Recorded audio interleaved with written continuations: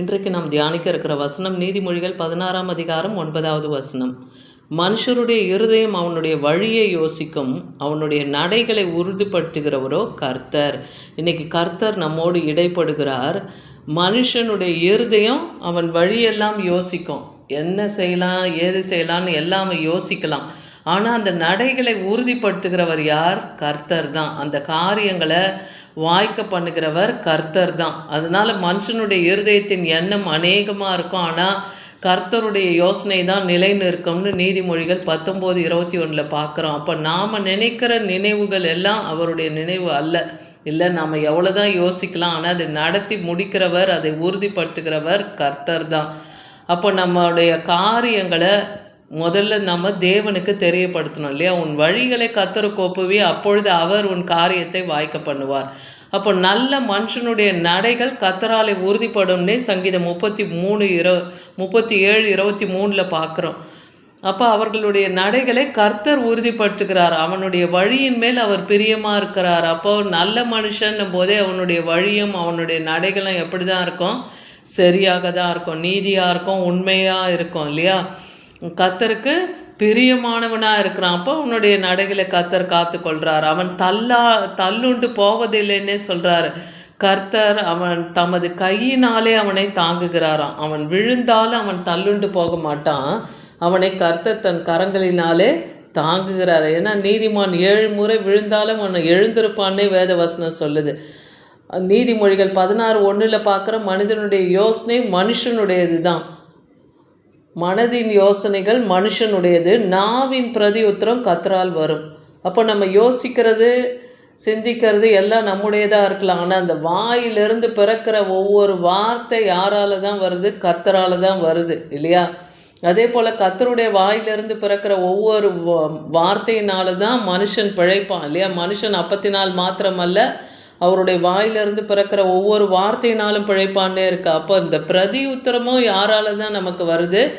கர்த்தரால தான் வருது. அப்போ மனதின் யோசனை மனுஷனுக்கு உரியதாக இருக்கலாம், நாவின் பிரதி உத்தரம் கர்த்தரால தான் வருது. மனுஷனுடைய வழியெல்லாம் அவன் பார்வைக்கு சுத்தமாக இருக்கலாம், ஆனால் கர்த்தர் அது தன்னுடைய ஆவியினாலே அவனுடைய எண்ணங்களை எல்லாம் நிறுத்து பார்க்குறார். அப்போ அவன் எப்படி சரியாக இருக்கிறானா, நீதியாக நடக்கிறானா, உத்தமமாக இருக்கிறானா, கர்த்தர் தன் ஆவியினாலே அதை நிறுத்து பார்க்குறார்.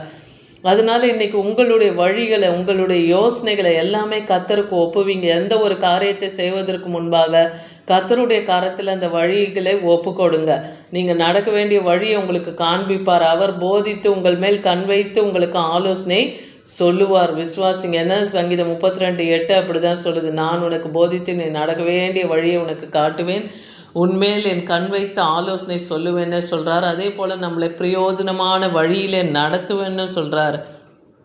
எரேமியா 10:23 வசனத்தில் பார்க்குறோம், மனுஷனுடைய வழி அவனாலே ஆகிறது அல்லவென்றும் தன் நடைகளை நடத்துவது நடக்கிறவனாலே ஆகிறது இல்லை என்றும் அறிவேன்னு இங்கே எரேமியா தீர்க்கதரிசி சொல்கிறார். அப்போ மனுஷனுடைய வழி அவனால் வரல, அவன் நடைகள் அவனால் நடத்தப்படலை. இதை எல்லாத்தையுமே செய்கிறவர் கர்த்தர் தான். அந்த நடைகளை உறுதிப்படுத்துகிறவர் அவர் தான், அந்த யோசனையை நிலைநிறுத்துகிறவர் அவர் தான்.